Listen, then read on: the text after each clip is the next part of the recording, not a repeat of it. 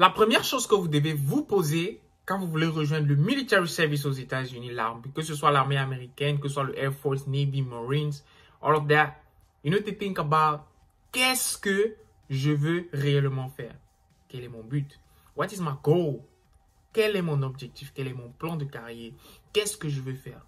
Parce que il est bien de se poser cette question-là. Parce que quand vous vous posez cette question-là, la suite va être tellement plus facile pour vous. Et vous allez vraiment, comme on le dit toujours, enjoy votre position au sein de l'armée américaine. Salut à tous. Mon nom est Ulrich. Vous savez comment me contacter via mail, Instagram, that's it. Pour le moment, nous n'avons pas de numéro de téléphone que vous pourrez directement nous contacter. L'équipe et moi, nous travaillons sur pour pouvoir résoudre ce problème du genre que vous pouvez directement appeler un numéro et on va décrocher. Donc, aujourd'hui, nous allons parler des 10 meilleurs plans de carrière qu'il faut faire dans le military. Quand on entend par là 10 meilleurs plans de carrière, ce sont des carrières que vous allez faire à l'intérieur du military et après votre service, vous pourrez monter soit votre propre business ou bien travailler pour le gouvernement ou bien encore avoir un job facilement dans le monde du civil. Et maintenant, générique.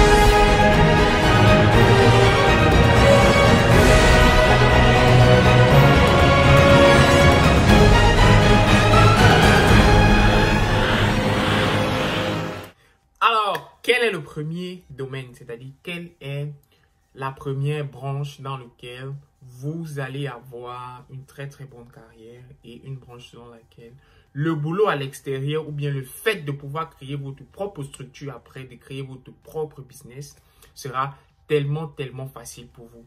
Le premier domaine, c'est le healthcare, le domaine de la santé. L'armée a 26 jobs où vous pouvez intégrer sans avoir un grand diplôme. Parce que pour entrer dans l'armée américaine que vous verrez dans la vidéo, où j'explique nettement comment est-ce que le processus se passe, mais le diplôme de base, c'est-à-dire vous entrez dans l'armée américaine avec le bac ou bien avec le GOG ici aux États-Unis. Donc si vous avez le bac, vous avez le GOG et que vous possédez une green card, commencez le processus. Donc, à cet effet, l'armée a 26 jobs, 26 jobs, 26 medical jobs available for you. Que tu sois active, que tu sois reserve ou que tu sois National Guard. Doesn't matter. Tous ces jobs sont disponibles pour vous. Alors, dans une prochaine vidéo, nous allons détailler exactement les 26 jobs, les 26 MOS, comme on a dit. MOS, c'est Military Occupation Specialty. Par exemple, moi, je suis dans le healthcare. My job is 68 Delta, qui est Scrub Tech, ou bien Operating Room Specialist, ou bien Surgical Certified Technologist, Surgical Technician. Bref, il y a beaucoup de noms, mais nous faisons carrément la même chose. Alors, le domaine du healthcare. Pas seulement docteur, pas seulement... Il y a plusieurs branches associées dans le healthcare, que ce soit administrative healthcare, que ce soit le direct care healthcare, ou bien que ce soit le indirect care healthcare. Parce que là, quand on dit direct healthcare, ça veut dire que vous êtes au contact direct avec les patients. Donc, ce sont le cas des nurses, ce sont le cas des docteurs, ce sont le cas des PA qui sont les physician assistants, et ils sont, ou bien les scrub tech, et ils sont au contact direct avec les patients. Ça, c'est un peu dans le grand ensemble. Maintenant, le indirect care, ça veut dire, comme on dit, indirect, donc, qui n'est pas direct. Vous n'êtes pas au contact direct avec les patients. Donc, vous ne touchez pas les patients. Vous n'êtes pas obligé de toucher un patient pour travailler dans un hôpital. Vous pouvez travailler en tant que patient administration, c'est-à-dire c'est vous qui enregistrez les données des différents patients quand ils arrivent et tout et tout. Vous n'êtes pas... Pratiquement, cela, ils ne voient jamais. Ils ne voient jamais le patient. Ils ne vont jamais toucher le patient pour savoir comment est-ce qu'ils vont et tout et tout. Leur boulot, c'est de rassembler les documents nécessaires et de les infiltrer dans la machine ou bien de programmer les opérations chirurgicales. Tant de choses. Il y a encore, comme on disait tantôt, le indirect care et le direct care. Ça sont les deux grands types dans le healthcare que vous pouvez faire. Donc, si ce qui concerne le secteur de la santé, il faut voir ces 26 domaines. C'est 26 jobs available for you if you want to join the US Army. Et aussi, il faut comprendre que dans ces 26 jobs, on ne nécessite pas de college degree, c'est-à-dire pas besoin que vous soyez à l'université. Pas beaucoup. Là, c'est la liste de tous les différents jobs available sans college degree, c'est-à-dire si vous avez uniquement le bac, vous pouvez être ce que vous voyez actuellement sur la vidéo avec l'armée. Le deuxième plus grand domaine, c'est le government. Government or Public Administration, c'est-à-dire ceux qui font dans le RH. RH qui est Human Resources. Ce sont les 42 Alpha, 42, yes. C'est 42 Series, donc eux, leur problème, c'est juste le Human Resources, that's it. Et tout ce qui concerne l'administration, je ne suis pas trop calé sur le domaine, mais nous ferons une vidéo forcément sur les différents jobs sur le domaine de l'administration et sur le gouvernement américain et tout et tout. Quels sont les différents jobs que vous pouvez avoir et que l'armée offre en fait. C'est-à-dire, l'armée vous permet de vous former en vous payant et vous servez simplement. Vous pouvez être soit active duty, vous pouvez être reserve, ou vous pouvez être national guard. Tout dépend. Mais dans une autre vidéo, nous allons effectivement parler des différents contrats et comment est-ce que ça se passe, quoi. C'est-à-dire, quand vous faites un contrat en tant qu'actif, vous faites un contrat en tant que reserve, ou bien vous faites un contrat, bien sûr, en tant que National Guard. Donc, pour le Government Administration, they have plenty of jobs. Like, il y en a énormément. Énormément. Ceux-là qui sont là pour le secteur administratif, comme on dit souvent, la paperasse, c'est leur boulot. Donc, c'est le secteur administratif, c'est le deuxième plus grand boulot ou bien la deuxième plus grande branche qu'après l'armée ou bien même pendant que vous êtes actif ou réserve, avoir un job à l'extérieur, c'est comme un claquement de doigts. Ok? Allez, on part pour le deuxième. Le troisième domaine, c'est-à-dire la troisième catégorie des plenty jobs qu'on peut avoir dans l'armée, que ce soit après ou avant, c'est le contractor. Defense Contracting Job, c'est-à-dire vous avez déjà servi, vous êtes considéré comme vétéran. Nous allons voir tout à l'heure dans une autre vidéo quelle est la différence entre un vétéran et une simple personne qui a résilié son contrat, qui a terminé son contrat mais il n'est pas considéré comme vétéran. Parce que c'est deux choses bien entendu qu'il faut différencier. Donc quand vous êtes considéré comme vétéran, l'armée peut vous recruter, ou bien dans 90% des cas même, l'armée recrute ceux qui ont servi avant.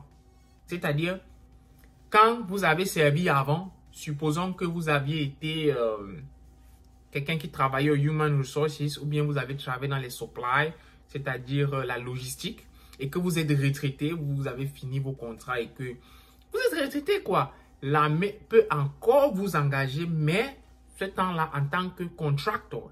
Donc, la troisième catégorie, généralement, c'est plus pour ceux-là qui ont servi avant et qui ne voudraient plus peut-être servir dans le civil, c'est-à-dire ne veulent pas travailler dans le civil.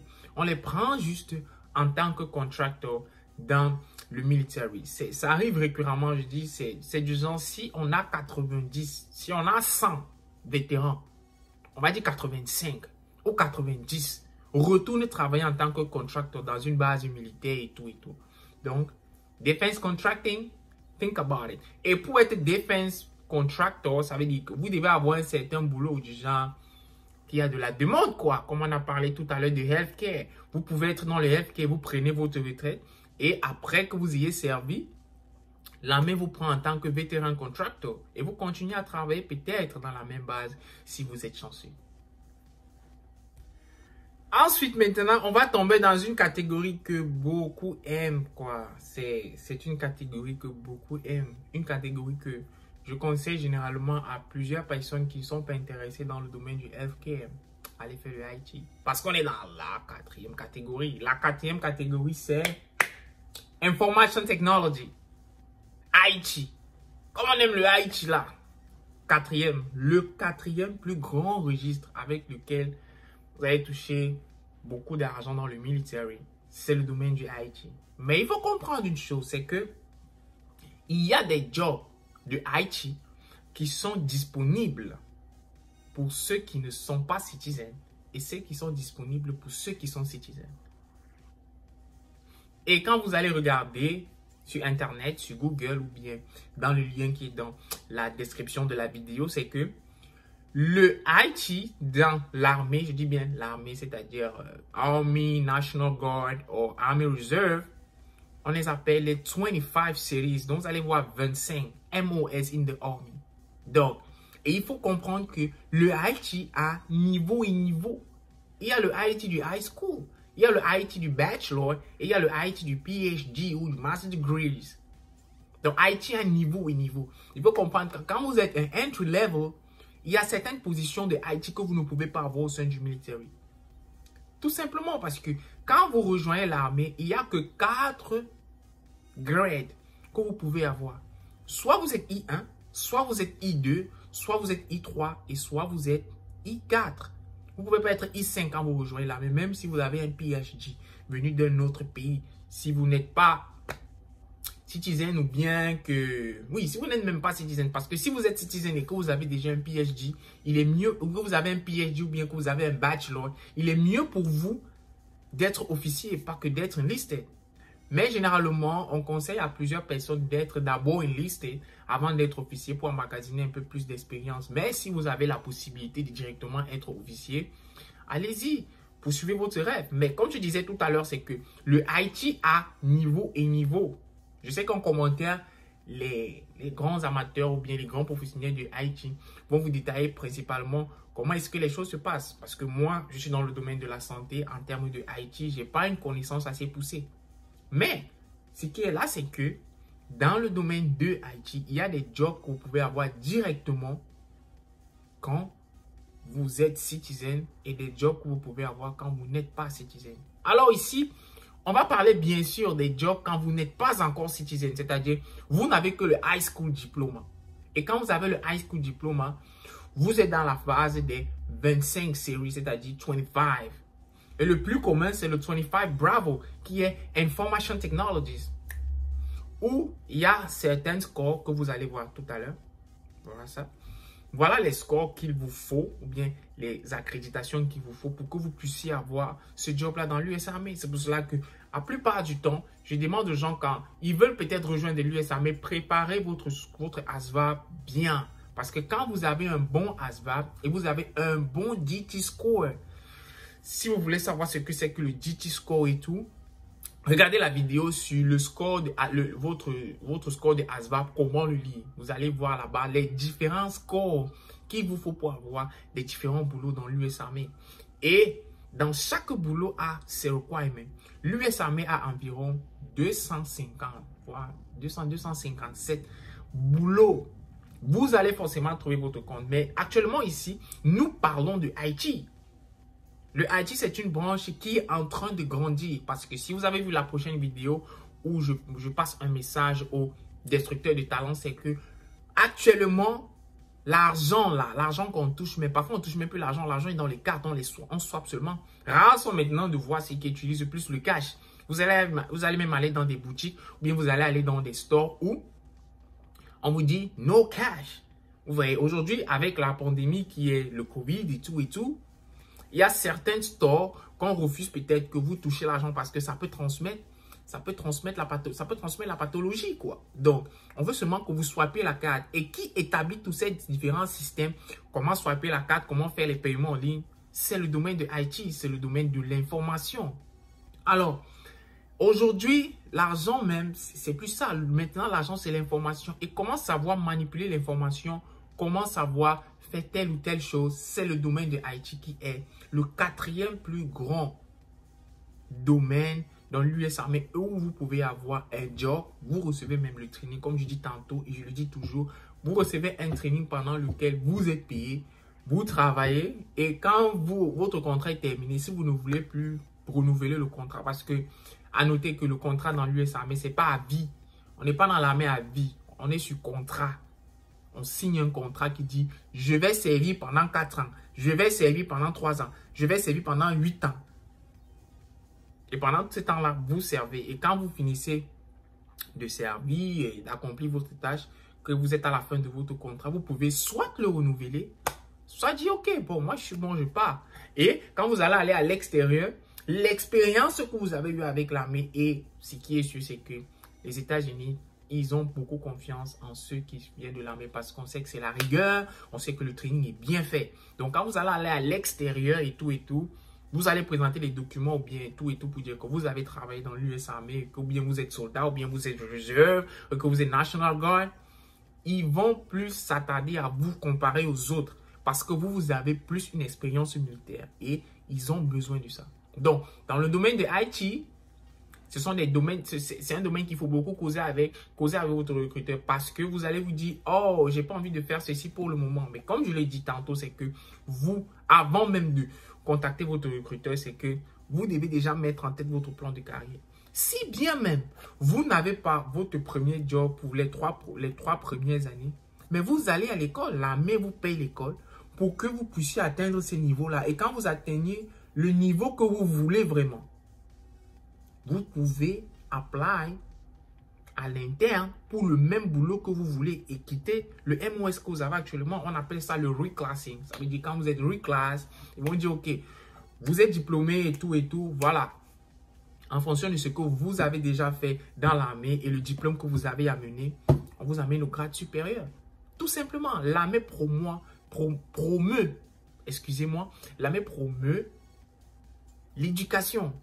Donc, je m'attarde beaucoup sur le domaine de IT parce que c'est un domaine qui est un peu viral en ce moment et beaucoup de gens, beaucoup de personnes s'intéressent à ce domaine et moi, je ne peux que vous conseiller, ok, si c'est ce que vous voulez faire, je reviens toujours sur ce domaine, faites ce que vous voulez parce que quand vous faites ce que vous voulez, vous levez le matin, ne sera pas pénible.